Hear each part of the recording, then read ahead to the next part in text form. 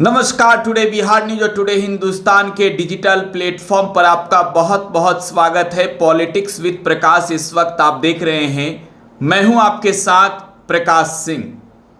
आज politics with प्रकाश में चर्चा बिहार के सियासत में छिरे जुबानी जंग पर ही करेंगे, क्योंकि अब बयान इतने आ गए हैं नेताओं के कि ऐसा लग रहा है कि बिहार बयान वीर प्रदेश बन चुका है। बिहार में नेताओं की बाढ़ आ गई है भाई। आरोप लगाकर चेहरा चमकाने में नेताजी लोग बहुत आगे बढ़ गए हैं। तो आज फिर से चर्चा सूबे की सियासत को लेकर ही पॉलिटिक्स विद प्रकाश में करेंगे। और पॉलिटिक्स विद प्रकाश में आप ये समझेंगे भी कि राजनीति में छवि कैसे बिगाड़ा जाता है, बीजेपी के नियत में क्या चल रहा है, आज ये भी पॉलिटिक्स विद प्रकाश में ही आपको बताएंगे। तो अब शुरुआत करते हैं सियासत से जुड़ी बयानों की। अब बता देते हैं कि आखिर चर्चा किन बयानों पर हो रही है।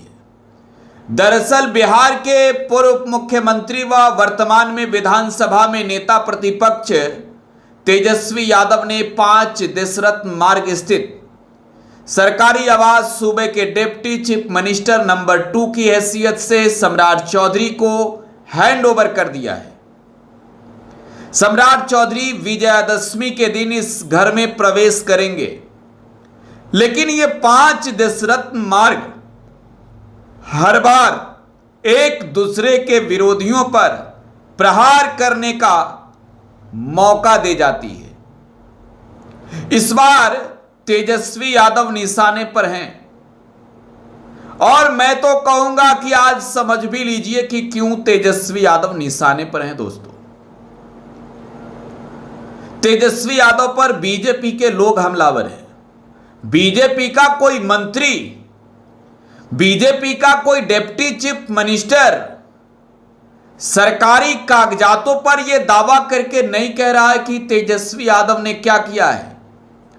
बीजेपी के कुछ नेता यह कह रहे हैं कि तेजस्वी यादव ने पटना के 5 दशरथ मार्ग स्थित उप मुख्यमंत्री आवास से बेड चुरा ली है, एसी चुरा ली है, इसके अलावे बेसिन चुरा ली है, नल की टोटी चुरा ली है। अब इन नेताओं का ना हाथ है ना पैर है, आगे नाथ न पीछे पगहा वाला हाल है। ये वो नेता कह रहे हैं जो जाकर ये बता रहे हैं। ये वो नेता नहीं कह रहे हैं जो भवन निर्माण विभाग के ओर से इन्वेंट्री की पुष्टि करके बोले। बीजेपी के एक मीडिया प्रभारी हैं दानिश इकबाल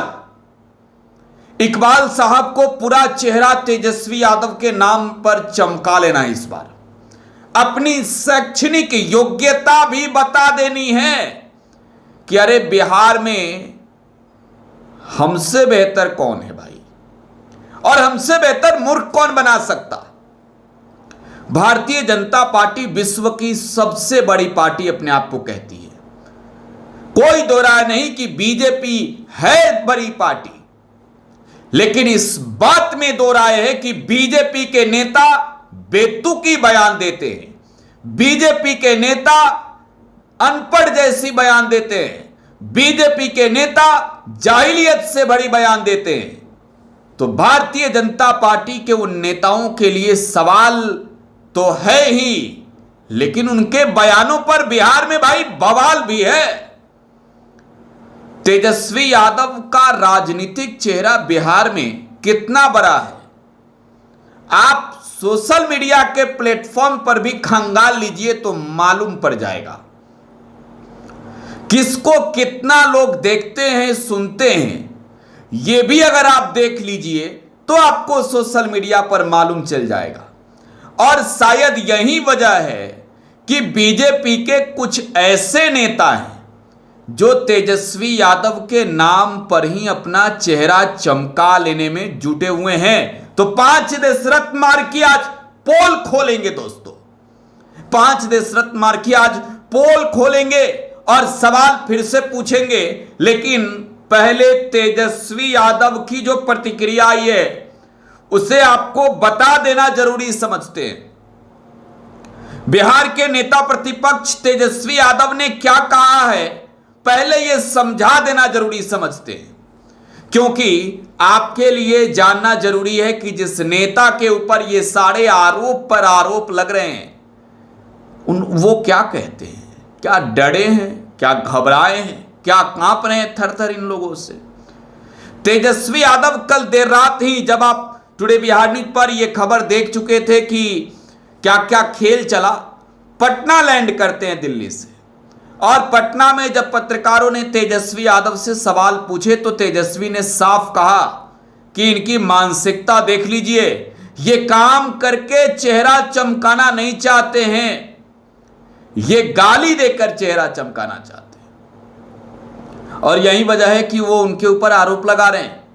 तेजस्वी यादव ने वो बातें कही जो आपने टुडे बिहार न्यूज पर देखा था। उन मुद्दों को गंभीरता से नेता प्रतिपक्ष ने भी उठाया जो आपने टुडे बिहार न्यूज पर देखा कि तारकिशोर प्रसाद ने क्या क्या छोड़े थे ये मालूम किया क्या सम्राट चौधरी ने।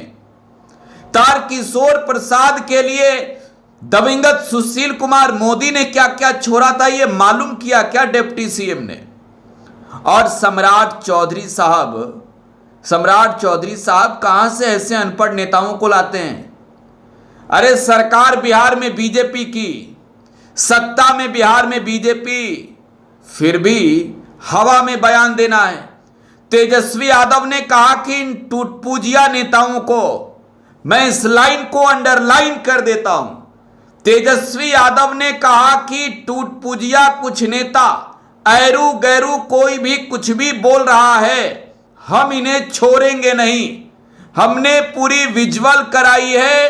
तेजस्वी यादव ने कहा है कि हमने एडवोकेट को भी बता दिया है, सब कुछ लीगल नोटिस भेज रहे हैं और इन सब पर एक्शन होगा। मतलब कि जितने टुटपुजिया भाजपाई नेता हैं, जिन लोगों ने बिहार में भवन निर्माण विभाग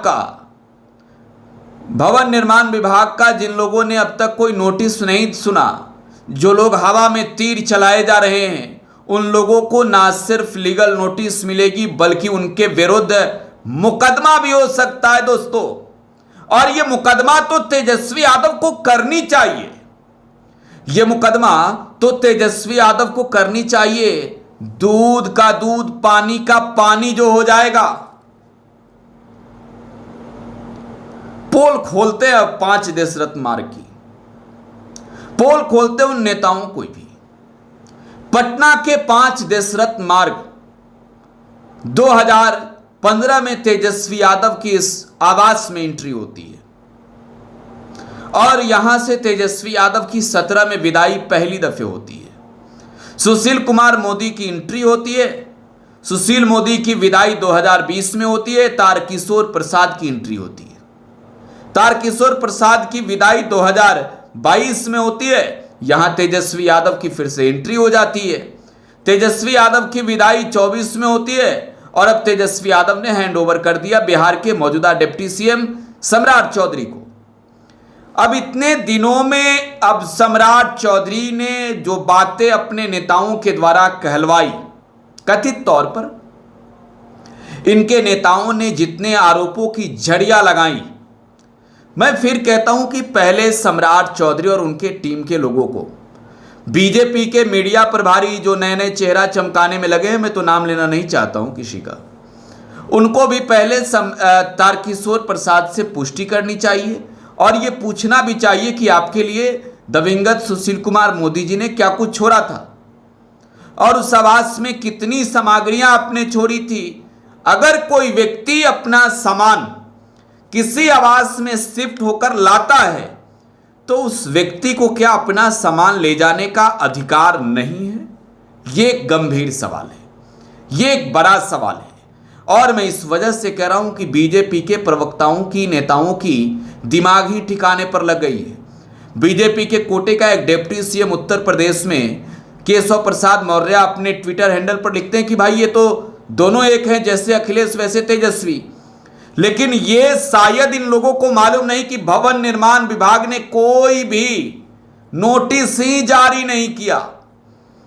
जिसको बोलना था वो चुपचाप सुन रहा है, इन नेताओं के पंख फरफराते हुए देख रहा है, चेहरा चमकाते हुए देख रहा है, और आखिरी में भवन निर्माण विभाग कह देगा कि तेजस्वी यादव को एनओसी मिल गया।